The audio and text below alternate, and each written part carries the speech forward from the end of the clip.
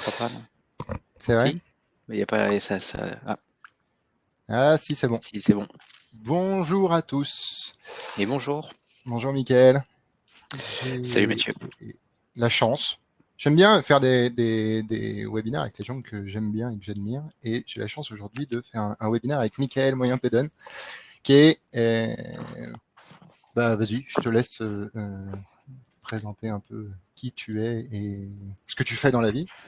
Très bien. Je suis Michael, je suis People Director chez Mythic, poste que j'occupe depuis pas très très longtemps, puisque depuis le début de l'année, mais avant j'étais déjà chez Mythic avec une très forte casquette autour du recrutement et des RH, puisque j'ai double casquette Talent Acquisition Manager et HR Manager sur la partie tech et produit aussi. Voilà, on va parler de sujets que je connais bien. Ouais.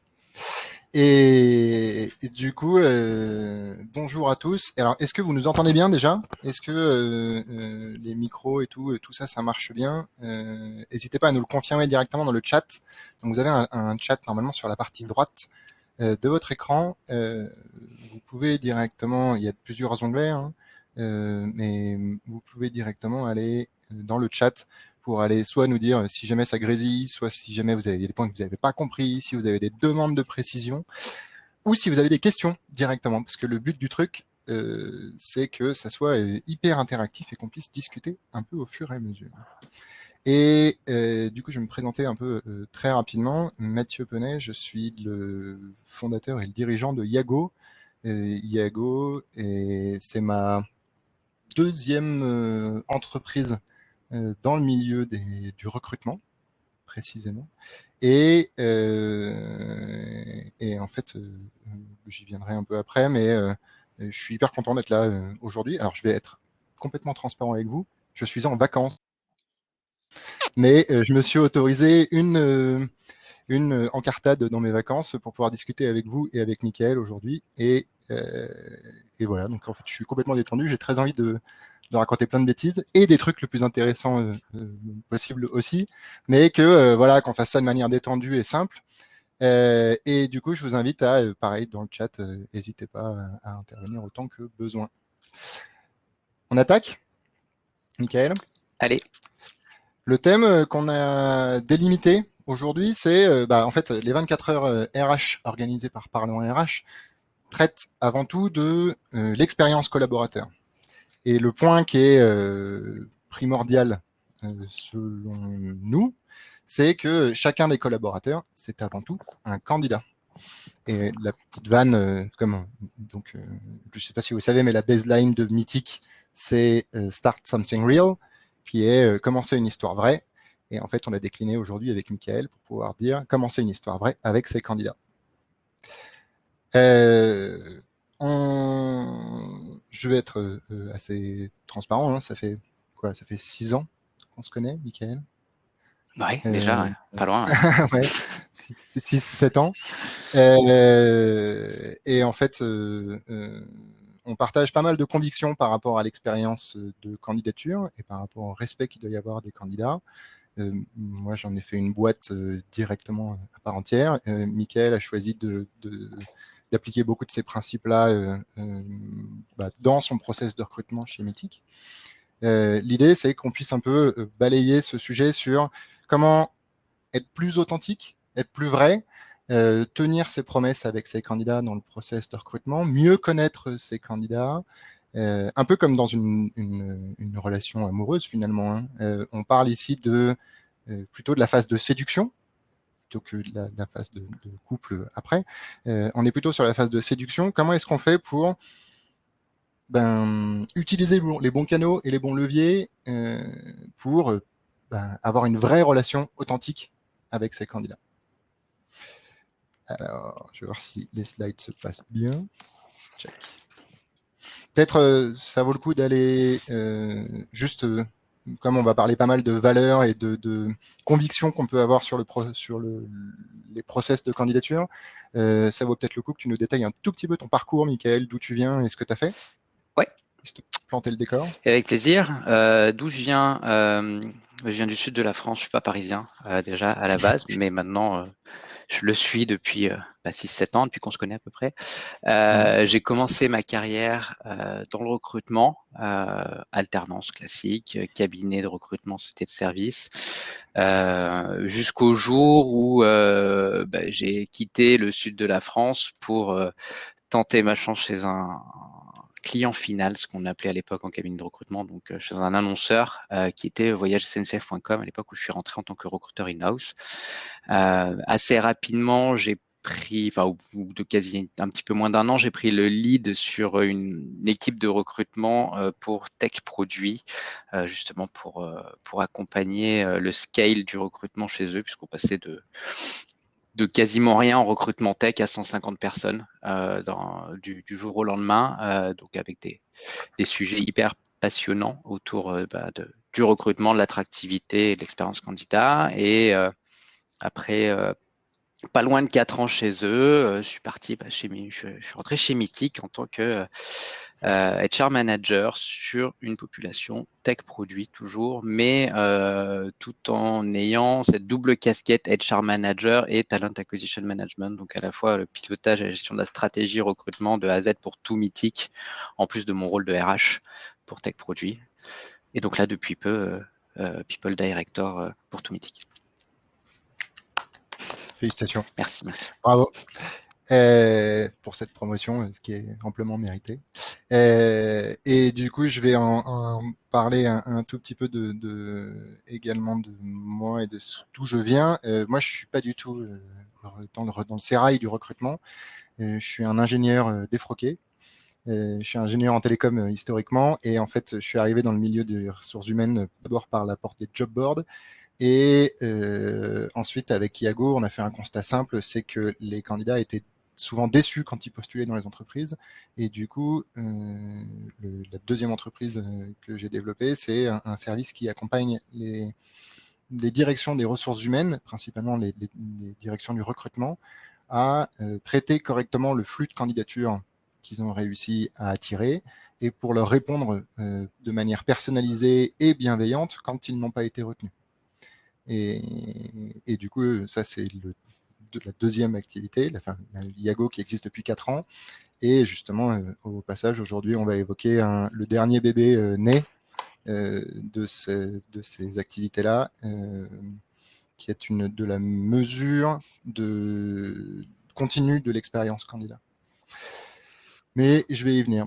Un des points que je pense qu'il est particulièrement pertinent d'évoquer, Mickaël, aujourd'hui, c'est on va profiter un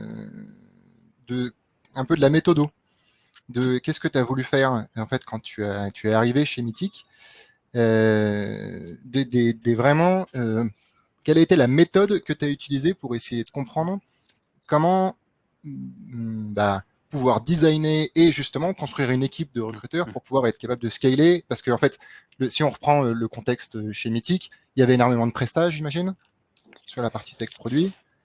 C'est ça? Et ils avaient décidé d'embaucher beaucoup, ou c'était juste de Non, la croissance? ça c'était chez Oui SNCF, c'était pas chez Mythic. Mais Ouais, ok. non, chez Mythic, le contexte est un peu différent. On est plus sur Mythic a 20 ans cette année.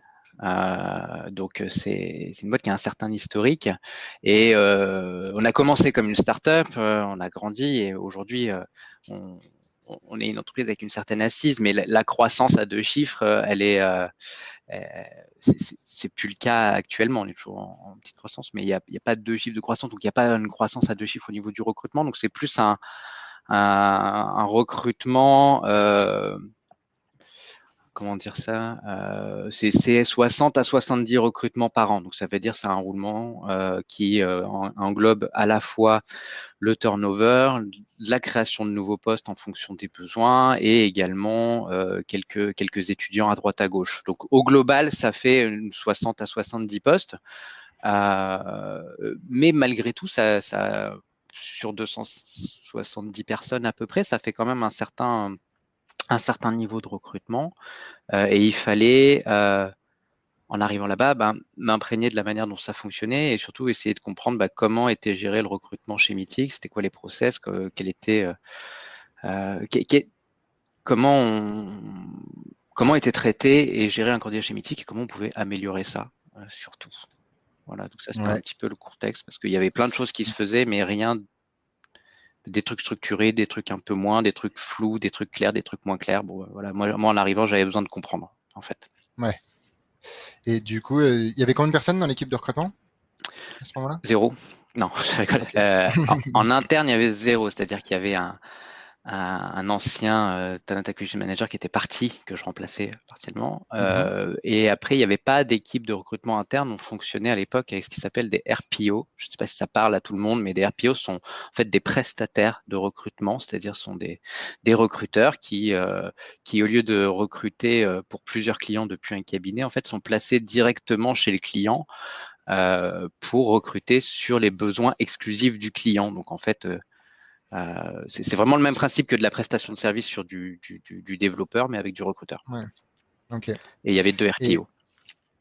et du coup, comment t'as fait pour comprendre les tenants et les aboutissants sur le process euh, c'est quoi les tips que tu as utilisés? Il y en a plusieurs, mais celui que j'ai utilisé principalement et que je conseillerais de faire à tout le monde, c'est que j'ai demandé à une personne de l'équipe RH de se créer un CV. Alors une personne qui était dans mon équipe, mais de se créer un CV et d'aller postuler chez nous, en fait, tout simplement. Ok. Et L'auto-candidature, ouais, quoi. Le fait l'autocandidature. Et d'aller se faire une ouais. auto-candidature mystère pour aller voir comment t'es traité et comment ça se Alors, je passe. suis même pas allé jusque là parce que moi, le but c'était déjà de comprendre c'était quoi notre funnel de recrutement, c'était comment on arrivait chez nous, où on nous trouvait, où étaient nos annonces, comment parce que il y avait plein de choses. Enfin, en 18 ans, il s'en est passé des trucs. Donc, je lui ai Mhm. dit, tu vas sur Google et en fait, tu essayes de candidater par tous les moyens que tu trouves de candidater chez nous. Et D'accord. même retrouver c'est comme ça qu'on a pu retrouver même des vieux trucs, des vieux articles qui renvoyaient vers des sites recrutement qui n'existaient même plus, etc. Ce qui nous a permis euh, de, de, de, Ouais. en plus de faire cette partie audit, et je m'avance peut-être un petit peu, de nettoyer un peu tout ça aussi. Mhm. Euh, Ok. donc l'audit, c'était vraiment comprendre ce que vivait notre candidat quand il postulait chez Mythic et comment il vivait tout son processus de recrutement et comment il était reçu effectivement, c'était quoi les messages qu'il recevait, comment ça se passait, comment il était traité. Voilà. Ouais. Pour moi, il y a une vraie prise de conscience à avoir en faisant un exercice de Mm. vie ma vie du candidat, quoi. Ouais. Un côté, ce que j'aime bien, c'est l'espèce de côté patron Mm. incognito, quoi, où c'est le recruteur Mm. qui suit lui-même Ouais. son propre process. Alors, c'était pas du tout dans le but de piéger qui que ce soit, hein, de toute façon, Non, non. puisque c'était fait en transparence, c'était vraiment se mettre à la place du candidat et se dire, je suis un candidat, je veux postuler chez Mythic, qu'est-ce qui se passe pour moi, comment je fais? Et ça, on a mis le doigt sur même des incohérences qu'on a spoté tout de suite, mais en fait, quand on a le nez dans le guidon, on le voit même pas. C'est typiquement, il y avait quand on envoyait la candidature chez Mythic, en fait, on recevait un message Un accusé de un réception, accusé de ouais. réception de candidature qui était en anglais et tout le reste était en français. Enfin, Ouais. c'est pas grand-chose, mais c'est des petites choses comme ça. On s'est dit, bon, on a des messages en anglais, des messages en français, des messages très institutionnels, des messages très cool. Enfin, tout un mix. Il y avait pas de cohérence, en fait. Il manquait de la cohérence ou alors on arrivait à avoir différentes stratégies qui avaient essayé d'être utilisées au fil des années, mais il fallait remettre tout ça à plat. Donc Ouais. ça, c'est... Clairement, si je peux, Mm, moi, m'apporter ma vision mm, plus macro sur le marché, c'est un espèce de truc qu'on mm, explique, enfin mm, qu'on demande mm, tout le temps mm, aux directeurs, surtout aux directions mm, du recrutement, c'est postuler vous-même dans votre propre boîte. Battez-vous mm, avec vos ATS partenaires, battez-vous avec votre ATS, vous allez voir le chemin que le candidat a parcouru pour arriver jusqu'à vous mm. et jusqu'au fait qu'il puisse vous soumettre sa candidature. Ouais. Et rien que ça, le fait d'aller ne le faire pas simplement sur l'ATS, hein, le faire aussi sur les différents canaux d'acquisition avant d'arriver sur l'ATS, Mm, il faut le faire et il faut le faire même régulièrement pour garder la tête froide mm, par rapport à son process de recrutement et pour pas être persuadé que ça se passe d'une mm, certaine manière et il faut comparer ça par rapport à la réalité terrain mm. que vivent les candidats. Et du coup, donc toi, cet audit que tu as pu réaliser, ok, tu as vu des trucs qui te sautaient aux yeux. Mm. Comment tu as fait pour embrayer Ah bah c'est derrière? oh, après, je les ai classés en deux catégories en fait. On a fait ça et ça a été qu'est-ce qui est actionnable et modifiable et corrigeable tout de suite parce qu'en fait, on va pas se leurrer, hein, 70% des trucs en 2 semaines c'était corrigé. Hein. Je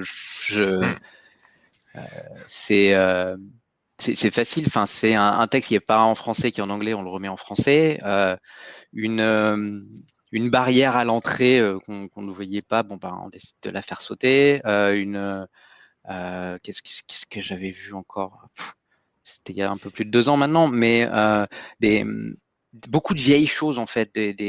Quand on tapait Mythique, on avait des annonces qui remontaient, des annonces qui étaient désactivées, qui n'existaient plus, mais qui étaient Ouais. toujours référencées sur Google. Donc quand le candidat tapait Mythique Carrière ou poste de dev chez Mythique, peu importe ce qu'il tapait dans Google, en fait, il tombait sur des trucs qui étaient totalement obsolètes, que ce soit des articles, des prises de parole ou même des vieilles annonces qui renvoyaient une image absolument erronée, Old school. old Ouais. school, erronée, et du truc. Donc ça, il y a toute la partie très très rapide, les petites corrections rapides, et puis après, Ouais. il y a eu un travail un petit peu de fourmi et d'aller contacter un par un tous les médias, toutes les annonces, tout ça, en disant ça vous le référencez, ça vous le supprimez, ça vous le faites sortir, récupérer tous les comptes aussi qu'on avait pu se créer chez Mythique au fur et à mesure des années, mais on savait Mm. plus qui l'avait créé quand pour reprendre la main dessus et soit remettre une présentation de Mythique à jour dessus parce que la présentation n'était pas à jour, soit effacer totalement le profil parce qu'on ne voulait pas apparaître sur ce type de plateforme parce que pour X ou Y raison. Y a tout un travail un petit peu plus long terme qui a été euh, de reprendre la main. En fait, c'est un peu la clé du truc. Comment on reprend la main, comment on nettoie et comment on remet tout d'équerre avant de se poser la question de se dire comment on l'améliore. Et pareil, j'arrive avec ma vision macro. Mmh. Hein. Souvent, les directions du recrutement, les directeurs ou les directrices du recrutement se disent ça va me prendre un temps fou, ça va être un travail de fourmi, c'est trop compliqué à faire. Et en fait, je pense que tu as dû mesurer des bénéfices directs sur ce type de Mmh. nettoyage. C'est qu'en fait, après, ton approche, elle était beaucoup plus lisible Mmh. parce qu'elle était beaucoup plus unifiée C'est ça. pour les candidats. Et il faut pas que ça fasse peur en fait d'aller se retrousser les manches et prendre support par support ou article par Mmh. article pour aller faire corriger les trucs. C'est Ouais. du quick win, facile à faire pour améliorer son expérience de candidature. Mmh. Et sa marque employeur aussi, par la Et même ça marche occasion. effectivement. Mmh. Et du coup, donc ça, il y a eu cette phase de nettoyage. Et après, ça t'a permis d'identifier aussi pas mal de gros leviers, de choses Mmh. à aller changer Mmh. sur ton process. Du coup, tu as fait quoi? Tu as initié plusieurs chantiers en parallèle? Euh, oui, oui, oui, tout à fait. Plusieurs chantiers en parallèle. Qu'est-ce que C'est quoi? C'est parce que du coup, pour moi, il y a cette phase de d'audit, Ouais, après le nettoyage et nettoyage. après on voit comment ça tourne là déjà. On voit si on essaie Ouais, de mesurer s'il y a si on voit des différences. Il y a eu en fait c'était plusieurs chantiers en parallèle parce qu'il y avait cette optimisation du processus de recrutement et cette clarification du moins de processus de recrutement pour les candidats, rendre la candidature claire. Comment chez Mythique, ouais. rendre les retours clairs. Donc ça, Il y avait aussi travaillé en parallèle un petit peu sur de la marque employeur, reprendre la main sur Glassdoor, comment on remonte un petit peu notre note Glassdoor aussi, qui était quand même relativement basse, mais elle était basse parce qu'il y avait que des avis qui avaient 2 ans et demi, 3 ans, ouais. des choses qui étaient plus. En fait, on parlait de choses qui n'existaient plus, qui n'étaient plus le cas aujourd'hui. Et donc, il y a toute cette partie-là aussi qu'il a fallu reprendre en amont des choses. Et à partir de ce moment-là, on s'est dit, bon, ben voilà, là, on a quelque chose qui est à peu près propre. Maintenant, comment on fait pour être encore, pour être mieux et pour être bien et pour nous, à la fois être plus efficace sur notre recrutement, tout en offrant la meilleure expérience candidat. Et Ouais. c'est à peu près le moment où je t'ai contacté, je crois aussi. Je crois. Je me Voilà. rappelle très bien que le point, c'est ça, c'est que tu trouvais ça quand tu avais mesuré ton expérience de candidature de bout en bout, que en fait les candidats n'avaient pas ou peu de retours, à part l'accusé de réception, Ouais. et ou un manque de considération dans les messages, et c'est comme ça qu'on a attaqué, et c'est comme ça que, on a repris contact professionnellement du coup pour aller réavancer. Ouais. Ouais, effectivement, le point c'est quand on a rediscuté ensemble, t'avais 2 personnes dans ton équipe, c'est ça? T'avais restaffé ton équipe Sur l'équipe recrutement, ouais. Pas Ouais, non plus, mais sur l'équipe recrutement, il y avait 2 RPO ouais, qui étaient là et qui avaient quand même une charge de travail assez, assez, assez consi- conséquente. assez conséquente. Ouais. Ouais, je me rappelle quand tu m'as rappelé, vraiment, il y avait un truc de 2 personnes pour, je sais plus combien de recrutements tu avais à faire.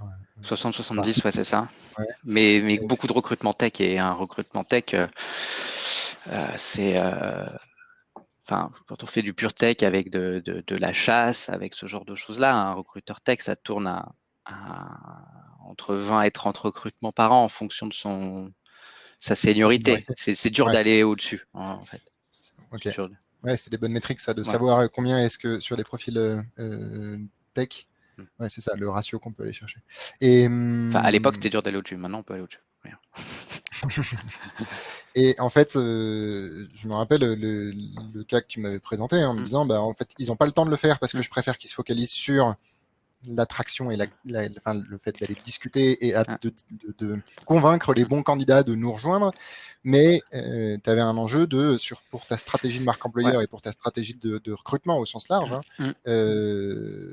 d'être capable justement de tenir un peu les promesses Ouais. faites aux candidats.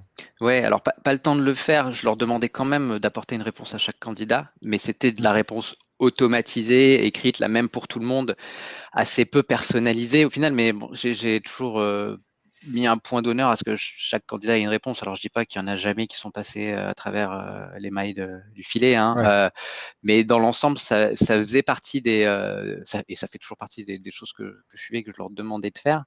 Le truc, c'est que chez Mythic, on a quand même une marque qui porte, qui est attractive, et on reçoit entre 6 000 et 8 000 candidatures par an, 6 000 à 8 000 personnes qui nous disent on aimerait travailler chez vous, quoi. Et ce qui n'avait pas le temps de faire, surtout, donc, c'était les fidéliser et gérer des viviers. Et ça, c'est quelque chose, c'est une tristesse en tant que responsable recrutement de se dire, on a 8000 personnes qui lèvent le doigt pour venir bosser chez nous tous les ans.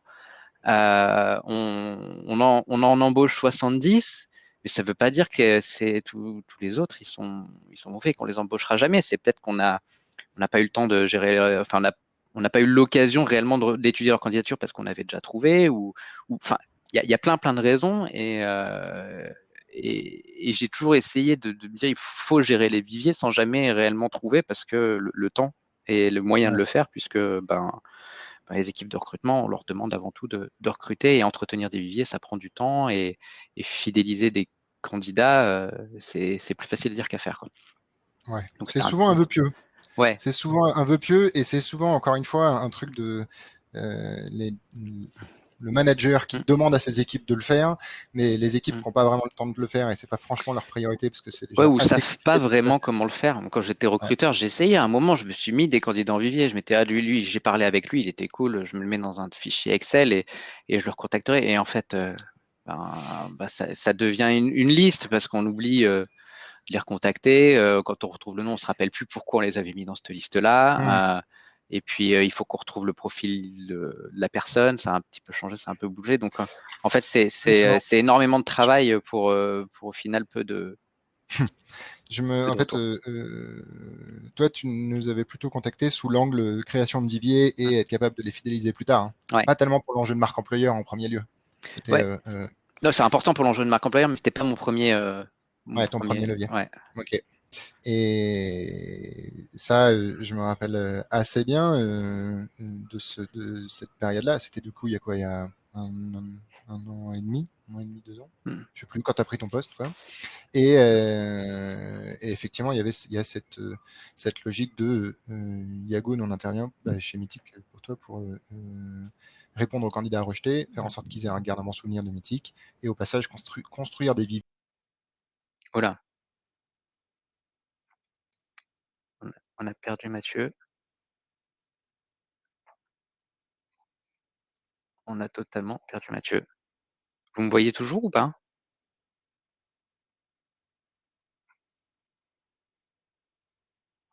Ok. Est-ce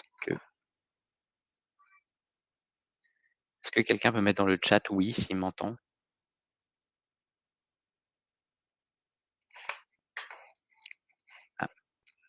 Ah super, pardon, j'avais pas vu, je t'ai pas descendu.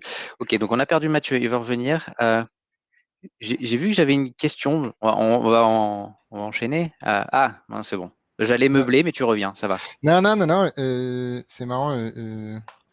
Je sais pas pourquoi, on m'avait prévenu que Webikeo parfois faisait des petites surprises. Et du coup, je vais repartager au passage le check. Je vais repartager. Est-ce que tu revois les slides? Ouais, c'est bon. Ok, très bien. Affiché. Et donc non, je sais plus où j'en étais dans ce que je racontais, mais juste dans ce qu'on fait, il y a le fait de répondre oui correctement aux candidats, mais il y a aussi le fait de créer des viviers avec ces profils qui ont été rejetés, et au passage d'aller les animer régulièrement dans le temps pour aller leur redonner des nouvelles de Mythique, toujours en marque blanche et toujours au nom de l'entreprise, hein, pour aller les tenir au courant dès qu'il y a des nouvelles offres d'emploi. Et ça, c'est un truc qu'on avait vu ensemble déjà quand on travaillait ensemble chez Oui SNCF, et enfin qui s'appelle maintenant e-Voyageurs Group. Et en fait, ce qui est assez intéressant, c'est que sur ces 6500 candidatures que tu reçois, que Mythic reçoit, le ratio des candidats qui ont été mis en vivier, c'est un bon truc. C'est un ratio qu'on a défini ensemble. Donc, tous les candidats ont reçu des réponses négatives, mais personnalisées. Et il y en a donc 27% de ces candidats qui ont été mis dans des viviers. Sur des recrutements particulièrement tech, c'était toi ton objectif, c'était d'être capable de fidéliser ces candidats dans le temps et de le faire. Donc chez Mythic, on peut considérer qu'il y a 30% des candidats, 27% des candidats qui postulent, qui pourraient correspondre à d'autres enjeux de job de recrutement plus tard. Et ça, ouais, tu m'entends Non, toujours? vas-y, finis. Et c'est ça l'enjeu souvent, l'enjeu d'efficacité de recrutement. Souvent, on considère, j'ai théorisé ça il n'y a pas longtemps, notamment en discutant avec Doctolib. Il y a 3 leviers connus d'acquisition de candidats. Il y a ce qu'on appelle l'inbound, les candidatures sur Jobboard ou sur le site carrière, le sourcing et le referral, la cooptation. Et en fait, l'intérêt avec justement cette mise en vivier, c'est qu'on en refait un autre, qui est le quatrième mousquetaire, disons, qui est le fait d'aller recycler et revaloriser ces anciens candidats pour les remettre en place. J'ai juste une petite parenthèse pour répondre à une question. Alors, on me demandait si j'avais un TRM, je savais pas ce que c'était. Mais en fait, on m'a dit un outil de gestion de recrutement. Moi, j'appelle ça un ATS.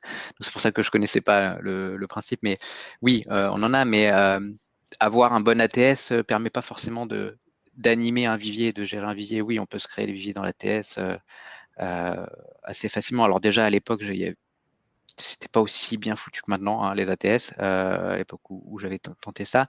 Mais même aujourd'hui, on peut totalement se créer des viviers dans un ATS. Néanmoins, pour aller entretenir et repêcher et gérer son vivier, bon bah même avec un ATS, en fait, ça demande du temps et de l'investissement. C'est un peu le point. Yes. C'est marrant, du coup, en discutant avec Michael et en discutant avec plusieurs autres directeurs du recrutement, on a levé un point, et c'est là où Michael fait partie des pionniers avec nous pour aller développer cette offre. C'est que après la candidature, c'était difficile d'aller mesurer quelle est la satisfaction et quelle est l'image que le candidat va avoir de l'entreprise. Donc peut-être qu'on se reprend par rapport à ta méthode de départ, Michael. Tu avais pris tous les points bloquants dans ton processus de recrutement, identifié comment aller mettre en place des actions à droite, à gauche pour être capable d'aller améliorer ces différents points-là. Et en fait, sans après, à la fin, évaluer si ça avait marché. C'est ça ce que Ouais, c'est ça. C'était un peu ça. Il y avait un autre truc aussi, et quand je suis arrivé avec un côté quand même un peu spécialiste des profils tech et recrutement de profils IT qui sont, c'est un secret pour personne, les plus difficiles à aller chercher. Et on était chez Mythic à 90% de profils recrutés via de la chasse, et donc via du sourcing, vraiment pur et dur. Et le sourcing, c'est extrêmement chronophage. Et quand je disais qu'un recruteur tech, il peut faire que 20-25 recrutements par an, enfin 30, c'est en faisant du sourcing pur toute l'année. Et moi, j'arrivais avec le constat de me dire, on s'appelle Mythic quand même. Enfin, tout le monde connaît Mythic. C'est pas normal que chez Mythic, on ait besoin de faire 90% de sourcing pour recruter nos profils. C'est normal qu'on ait du sourcing à faire, mais moi, je voulais descendre ce niveau de sourcing-là. Donc, c'était aussi comment on améliore notre processus de recrutement, notre attractivité et comment on mesure ça aussi et comment on mesure ça fonctionne pour baisser ce taux de recrutement via du sourcing et augmenter l'inbound et la cooptation aussi en interne, mais ça, c'est un autre sujet. Donc, il y avait ça derrière dans le point, et d'où l'importance de mesurer d'où viennent nos candidats, comment on les attire, et aussi de mesurer si les actions qu'on met en place en fait ont un impact sur notre attractivité et donc notre niveau de candidature inbound. Yes. Et ça va dans le parallèle que je faisais tout à l'heure. Par rapport à la phase de séduction que peut représenter toute la phase d'acquisition de candidats ou de marque employeur, une meilleure connaissance de ce qu'attendent ces candidats ou de ce qu'ils ont pensé de leurs candidats. Enfin, de là à envoyer un questionnaire de satisfaction après un date à une personne qu'on vient de rencontrer, je ne sais pas, mais en tout cas en recrutement, il y a une vraie démarche, et c'est un double enjeu, et du coup c'est une sorte de spin-off de Yago qu'on est en train de déployer avec Michael et avec d'autres entreprises au passage, mais c'est d'aller améliorer la connaissance que les équipes de recrutement peuvent avoir de leurs candidats. Et excuse-moi Mathieu, avant qu'on rentre dans le casque, j'aimerais bien répondre à une question qui a apparu dans le chat. Non, c'est pas une question, en fait c'est une affirmation de David qui dit que ça fait 20 ans qu'il recrute et qu'il a quasiment jamais recruté avec son vivier. Et je suis entièrement d'accord en fait avec cette affirmation-là, et je suis pas payé par Yago, hein, je fais pas de la pub, mais depuis qu'on bosse avec Yago, j'ai recruté avec mon vivier en fait, parce que non mais c'est vrai, mais parce qu'en fait, c'est hyper chronophage d'aller solliciter son vivier lorsqu'on a un nouveau poste. On a besoin de sortir de la candidature rapidement, de proposer des candidats intéressants au manager assez vite et aller rechercher dans son propre vivier, recontacter les gens. La plupart, enfin une bonne partie, a trouvé autre chose, n'est plus à l'écoute et tout ça. En fait, c'est hyper chronophage, donc résultat, on le fait pas. Par contre, avec Yago, ce qui s'est passé, c'est que vu que c'est eux qui gèrent mes viviers, en fait, quand moi je reprends un poste que j'ai recruté c'était un poste de PO, je me rappelle, que j'ai recruté il n'y a pas très longtemps, et je sais que j'avais eu pas mal de candidatures, qu'on n'avait pas exploité les candidatures à fond parce qu'on avait fermé le poste, enfin on l'avait recruté avant d'avoir exploité toutes les candidatures. Quand j'ai réouvert un poste un mois et demi plus tard, j'ai dit à Mathieu, c'est le même poste que la dernière fois. Et là, Mathieu, il a fait partir une campagne mailing de recrutement en disant Hey, ça t'intéressait, ça l'a pas fait la dernière fois. Par contre, regarde chez Mythic, ils rouvrent le même poste. Si tu es intéressé, tu peux toujours repostuler. Et vu que eux l'avaient identifié comme un profil intéressant, j'ai des candidats qui sont re-rentrés dans mon process de recrutement et que j'ai recruté derrière. Donc en fait, j'ai même pas eu à repousser une annonce en externe. J'ai juste eu à les retaper dans le vivier qui avait été créé derrière. Donc ouais, je suis entièrement d'accord.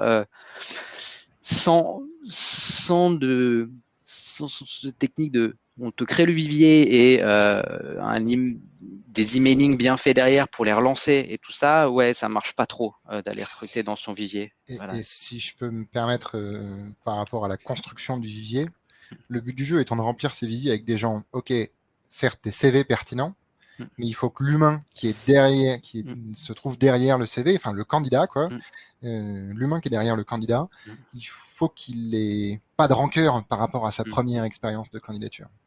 Donc si on rappelle un candidat dans son vivier et que en fait quand on l'appelle ou quand on lui envoie un mail, le candidat il commence par nous dire ouais mais en fait vous avez jamais répondu à ma première candidature quand j'ai postulé chez vous il y a 6 mois et je sais même pas où ça en est à ce moment-là. En fait on a tout perdu déjà. Ça servait à rien de vouloir fidéliser ce candidat-là, cet humain-là. Et tout l'enjeu de Iago et de cette démarche, hein, c'est de construire des viviers avec des candidats, certes, qui ont des profils pertinents, mais des candidats qui aiment bien l'entreprise parce qu'ils sont sentis considérés. Et du coup, je vais rebondir juste sur la question de Sandrine qui a été posée juste avant. Pouvez-vous donner des exemples de réponses négatives personnalisées? C'est qu'on va même jusqu'à aller donner des conseils aux candidats pour améliorer leur CV dans la manière dont on va traiter les candidats. Donc, quand un candidat va être rejeté, on va lui montrer que déjà, on a bien étudié son CV, qu'on a vu certains points, justement, si on l'a mis dans un vivier. Et au passage, on va même aller lui donner des conseils pour l'aider parce que un candidat, c'est un humain angoissé à l'idée de changer de job et pour lequel refaire son CV, c'est toujours un peu une angoisse. Et du coup, c'est là où on va chercher la personnalisation. C'est d'aller donner des conseils pour aller coacher le candidat dans sa démarche. Et donc, voilà. Et ensuite, il y a une question aussi de Sandrine. Quel est le pourcentage de la cooptation chez Mythic? 15% à peu près. Ok. Mais on est en train de travailler pour augmenter ça.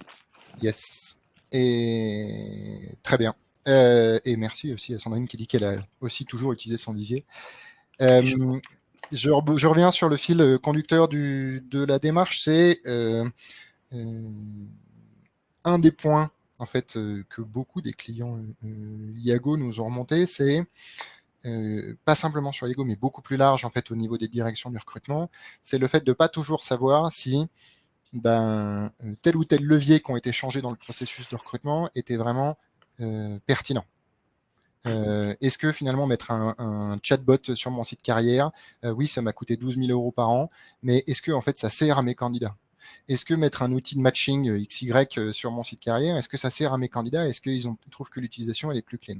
Et du coup, et est-ce que le fait d'avoir utilisé Yago pour répondre à mes candidats, enfin pour répondre à mes candidats, est-ce que en fait, oui, ça améliore la perception que peuvent avoir mes candidats de ma marque employeur?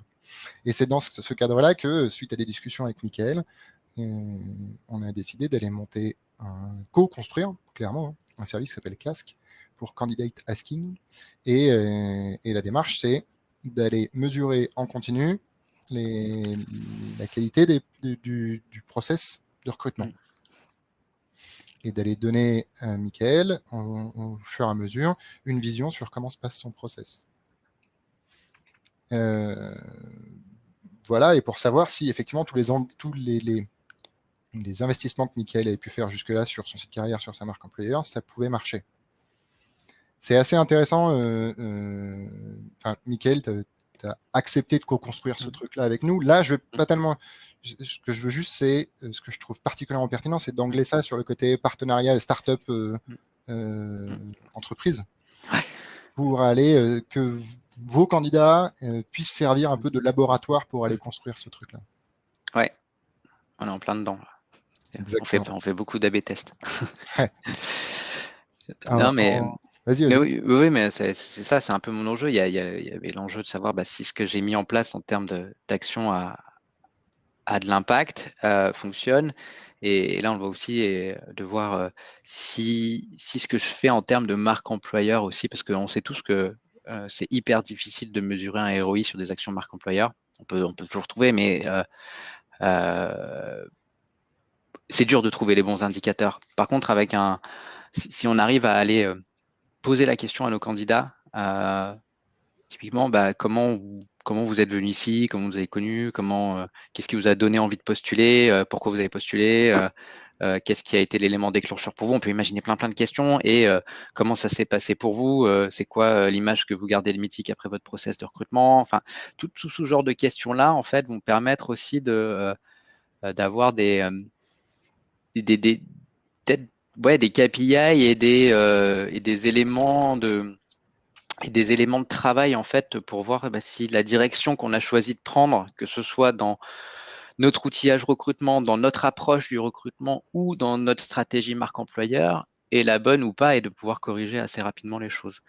Euh, voilà. Là, on est en pleine construction, donc j'ai pas encore les résultats, mais en Ouais. tout cas, je pense que ça pourrait être super intéressant et j'y vois aussi moi un intérêt derrière, c'est d'utiliser l'outil en interne aussi, c'est-à-dire d'aller voir pouvoir aller interroger de manière anonyme aussi mes hiring managers en mode comment s'est passé le processus de recrutement pour toi, comment tu as vécu ça, c'est note la qualité de l'accompagnement que tu as eu par l'équipe recrutement, etc. Et toujours dans un but d'améliorer de manière continue l'expérience externe et aussi l'expérience de nos collaborateurs et hiring managers en interne.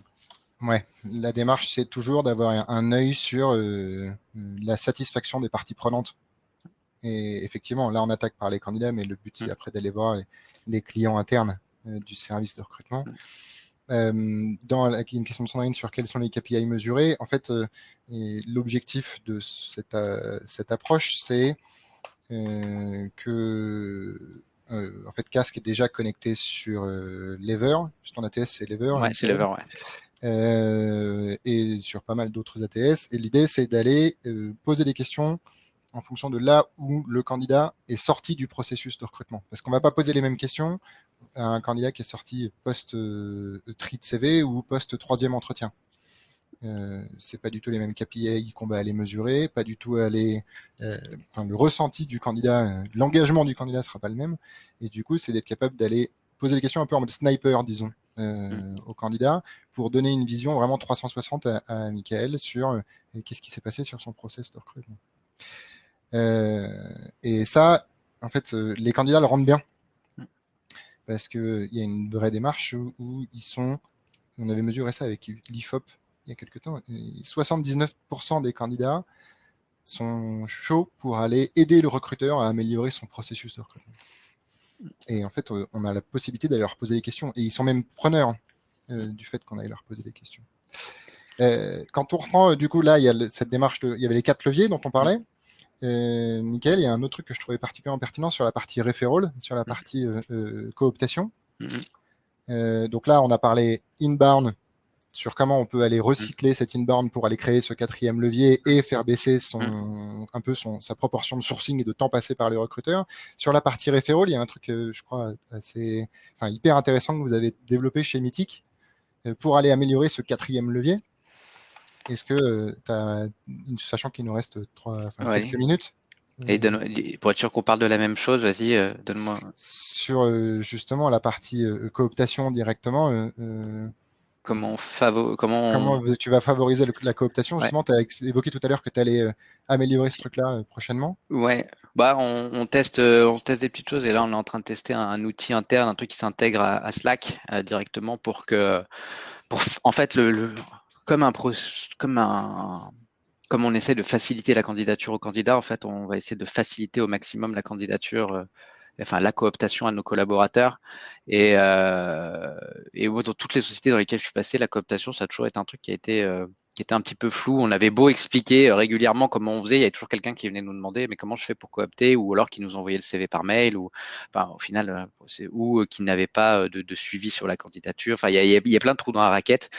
Donc là on se dit on met en place un outil sur Slack. En fait c'est un bot Slack qui va récupérer la cooptation directement des collaborateurs et qui l'interface avec notre ATS, qui est Lever, où on reçoit tout, et c'est le bot en fait qui fait le suivi avec le collaborateur. Donc c'est-à-dire que nous dans l'ATS, à chaque fois qu'on fait avancer le candidat, c'est-à-dire il est arrivé, on le fait passer en screen recruteur. Il passe en screen recruteur, ça envoie une notif dans Slack au collaborateur qui lui dit hey, ton candidat il est passé au niveau screen. Donc lui il a toujours un suivi. Ça permet de mieux intégrer le collaborateur aussi dedans. Ça lui permet, lui, de lui faciliter la cooptation. Et en fait, toutes les semaines, on va pousser une sélection de postes sur Slack, sur ce channel-là, sur ce bot, en disant, voilà, ça, c'est les postes qu'on met en avant cette semaine. N'hésite pas si tu as quelqu'un dans ton réseau. Et là, le prestataire avec lequel on travaille, alors on ne sait pas encore si ça marche trop bien, puisqu'on est vraiment au tout début, mais il propose que les collaborateurs puissent interfacer leur LinkedIn directement avec.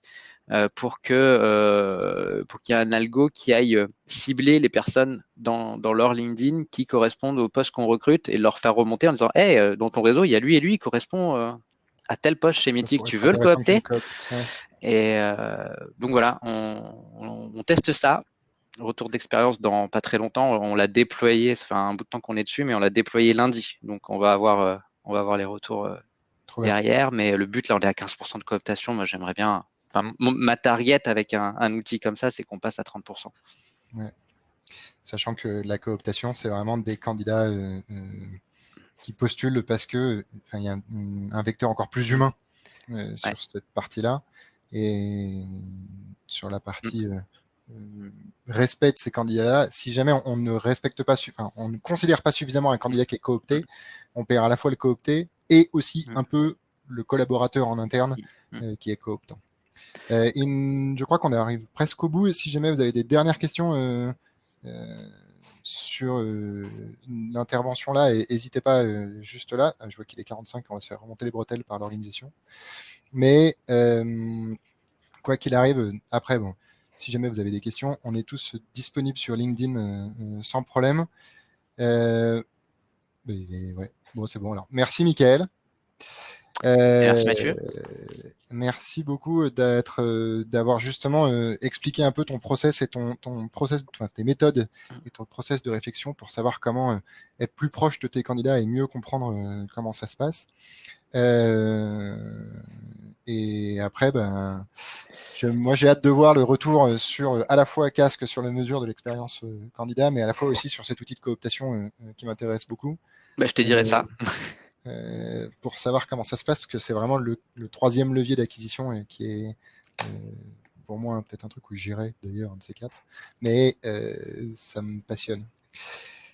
Merci infiniment, Michael. Merci à tous pour aujourd'hui. Bonne journée et bonne continuation avec l'événement de Mm. Parlons RH.